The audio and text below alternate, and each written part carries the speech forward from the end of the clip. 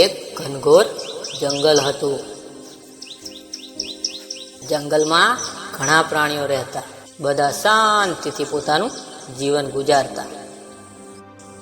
દિવસ ઉગે એટલે બધા પ્રાણીઓ ઘાસ ચરી અને સાંજે પોતપોતાની ગુફામાં જતા રહેતા.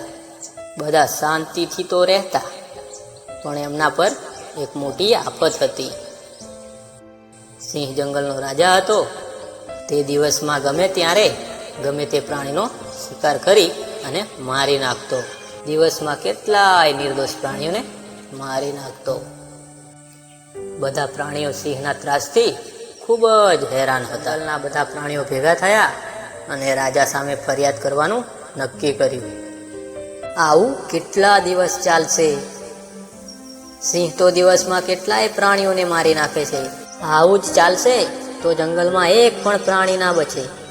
આપણે બધા મળી આનો કોઈક હલ કાઢવો જોઈએ. મળી અને રાજા પાસે ગયા.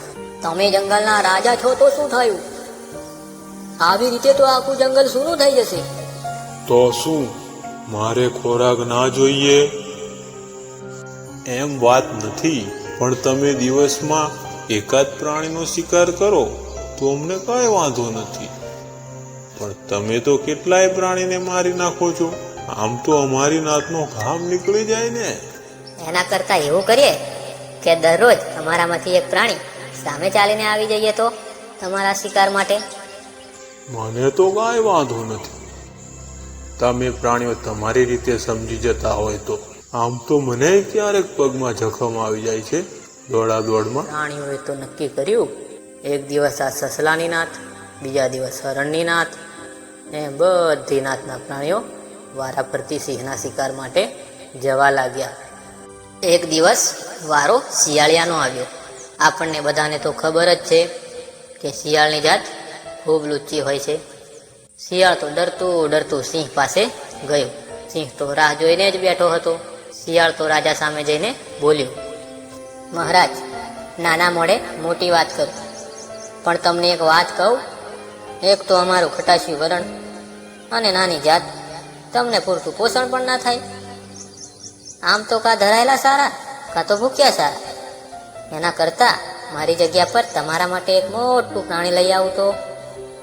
કઈ વાંધો નહીં, મારે તો ખોરાકથી મતલબ છે. જ્યાં લેતો આવી. શિયાળ તો જંગલમાં ગયો. નદી કિનારે એક રૂષ્ટ પુષ્ટ ગધેડો ચરતો જોયો અને શિયાળ તેની પાસે ગયો. કેમ છો ગધેડા ભાઈ? તમારા તો આખા જંગલમાં વખાણ થાય છે ને. હમણાં હું રાજાને ત્યાં ગયો હતો, તે પણ તમારા બે મોઢે વખાણ કરતા હતા.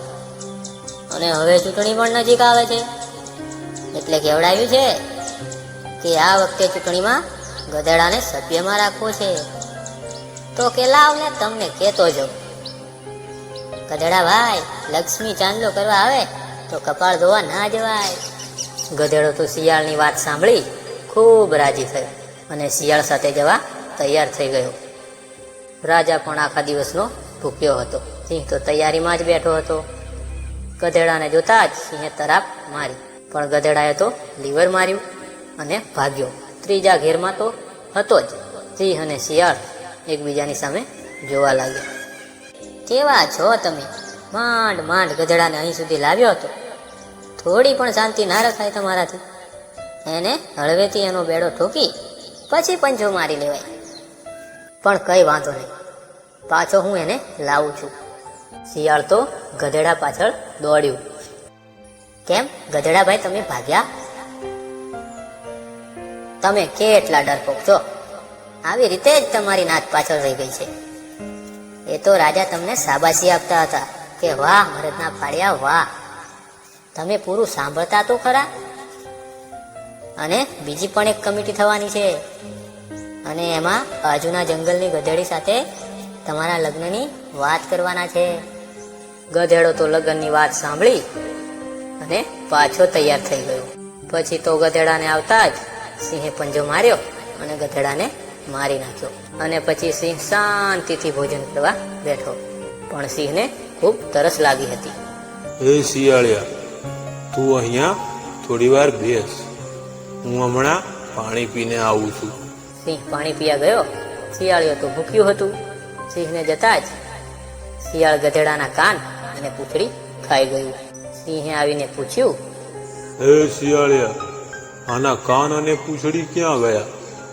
આને તો કાન હતા જ નહીં. એમાં એવું છે કે આવા અમુકને ના હોય તો જ બીજી વાર આપણી પાસે આવે ને.